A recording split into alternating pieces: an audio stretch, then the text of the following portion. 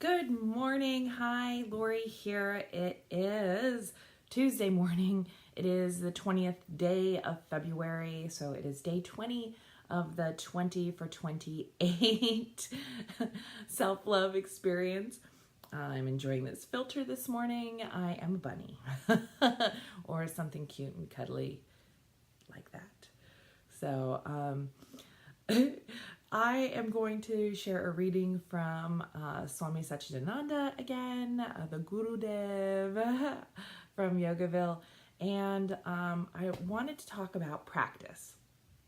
So, a lot of times practice, it's not viewed as like positive, I guess. Like you should just be able to hula hoop, just pick it up and do it. Like nothing requires practice. You should just be able to do it. Well, that doesn't happen in life. Anything, if you want to be good at anything, you have to practice.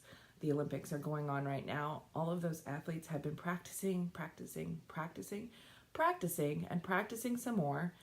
They've given up parts of their lives, dedicated themselves to this specific sport, and drilled and worked and probably had injuries and got back up and kept practicing so that they could be on that stage.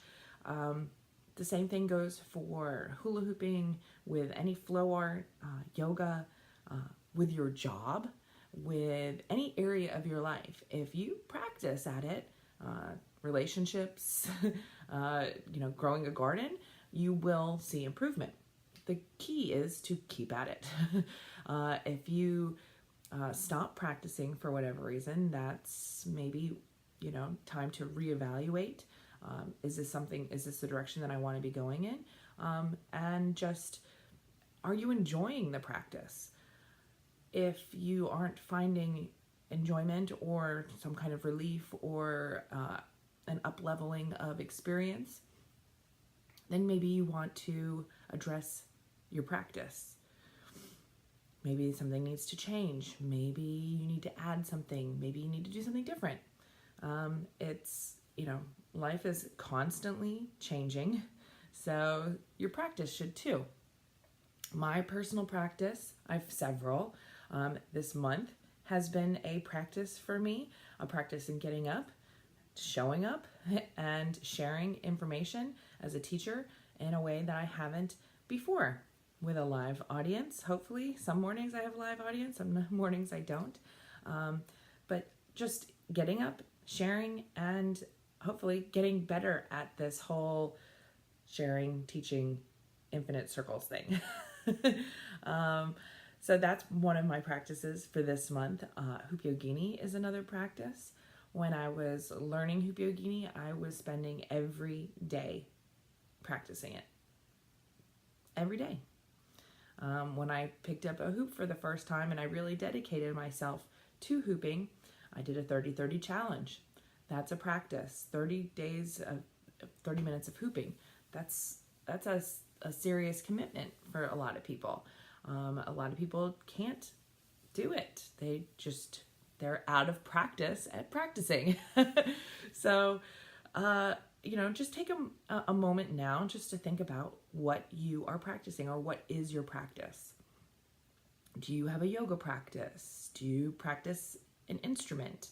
Do you practice gardening? What is your practice? So I want you to just take a moment and reflect on that.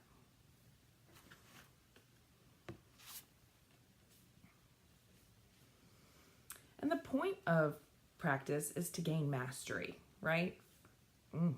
We want to be as good as we can, and the only way to get there is through practice. So when things start to look easy, it's because they feel easy, it's because you've been practicing, that you're gaining mastery and you're leveling up in whatever it is that you're choosing to practice.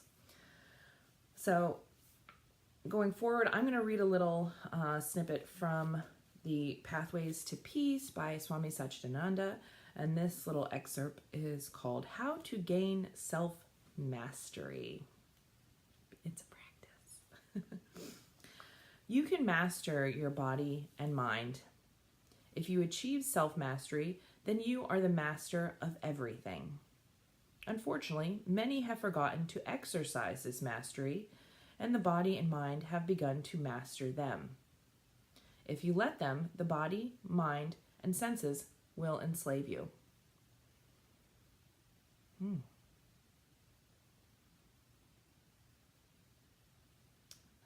For me, that brings to mind excess weight in the body, pain in the body, and then anxiety and depression in the mind. Don't want to be enslaved to that. Got to keep moving. Many people fear that discipline means a lack of freedom, a repressive or joyless life. But imagine that you are tied to the saddle of a galloping horse, clinging for your life, hoping that somehow the horse might feel sympathy and stop. Is that enjoyment? This is the situation when we don't have discipline over our minds. The person who really enjoys horseback riding is the one who controls the horse, who can stop whenever he or she wants. In order to control the mind, you must control the senses, because the mind functions through the senses. By themselves, the senses are innocent. They can't do anything without the mind. Meditation is a great practice for the mind. The fifth branch on the tree of yoga is withdrawal of the senses from sense objects. That doesn't mean that you suppress anything. Instead, instead, you gain control over the senses. You use the senses as you want, and you don't allow them to use you. Kind of like what I was talking about yesterday about listening to your body. We have all these senses. If you take the time to just reflect and observe and take inventory on what's going on in the body, you are starting from a place of control. You have the awareness. You understand what's going on. Maybe you're going to make some decisions on how to relieve or, move things so that you feel better. But just taking that time to practice, then you'll see improvement. The best way to develop this ability is to begin with small things over which you can easily take control and build from there. That way, you choose your own practice and gradually gain control over your senses. Again, it's like training a horse. You don't put a big load on the horse overnight. You add to it gradually.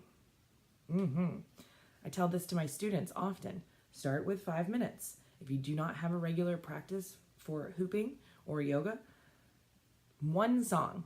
Spin for one song every day for a week. And then the next week, maybe you spin to 2 songs. And then 3 songs. And then you keep building up. And then you have a half hour, and maybe an hour, maybe 2 hours. It depends on how deep you're really trying to go into your practice.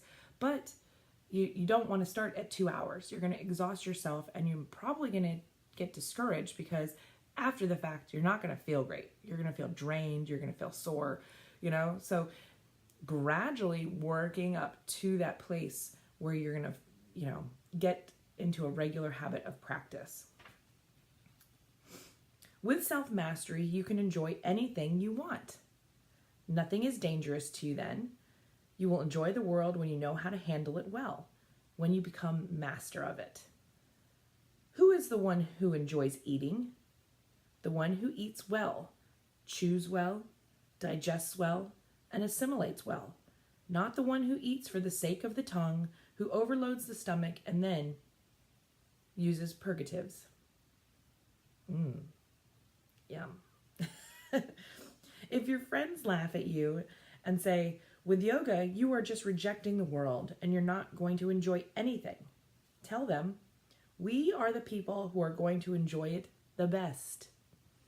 Because we are working to bring everything under our control. We don't want to be controlled by anything. We want to be masters of our tongues and our eyes.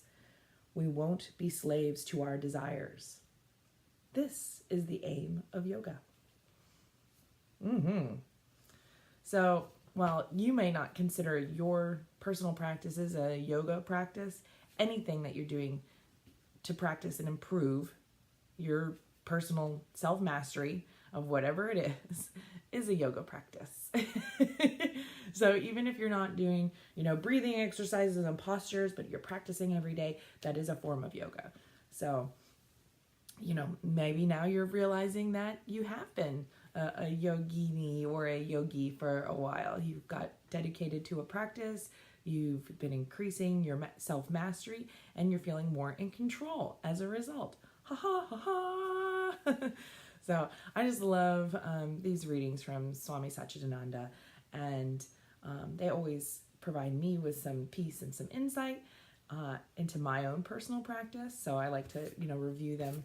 But, this whole month is all about practice. It is an exploration for not only for me and my personal love story, but for you. So I'm hoping that by sharing these bits of wisdom, the stuff that I have accumulated in my practice, in my journey of self-discovery and self-mastery, that, you too have the ability to become a master, master hooper, master flow artist, master performer, masterful cook, masterful walker, masterful pet owner, masterful mom or dad, and masterful in your relationship, in your partnerships, in your work. Like maybe you're a masterful engineer, maybe you're a masterful artist, maybe you are the best babysitter ever, and it's because you practice and you really try hard to be the best babysitter or best care provider that you can be. There's so many different ways that we can be masterful. It's not just with a prop, and it's not just with the mind. It's a full body holistic experience, and practice makes improvement. The more you practice, the more improvements you're going to see. Notice I did not say perfection. You can be masterful and still not be perfect. No one's perfect. So I like improvement. Practice makes improvement on your way to being masterful, full of mastery. So I think I had another little reading here. But I just want to encourage you to pick up and start a practice. Maybe you already have one, continue it. Maybe you're going to level it up after today. Maybe you're going to recommit yourself to your practice. That's all that I ask. As you're becoming, falling in love with yourself, you're going to do these things to become more masterful, more peaceful, and to really enjoy your life. Okay, so exercise your mastery. This is from Pearls of Wisdom, again from Swami Satchidananda. It is the nature of the mind to constantly change. You should learn how to surf on the waves of the mind rather than being tossed and beaten by them. Always affirm that you are not going to be a slave of the mind. You are going to be the master. Exercise your mastery. If something terrible comes, you think, I cannot stand it another minute. But if you just hold on a little longer, it passes. Sometimes white clouds come, sometimes black clouds come. Don't give up. When a restless cloud passes, you are peaceful again. If you give up and run somewhere else, there will be a difficult situation to face there too. Wherever you go, your own mind goes with you.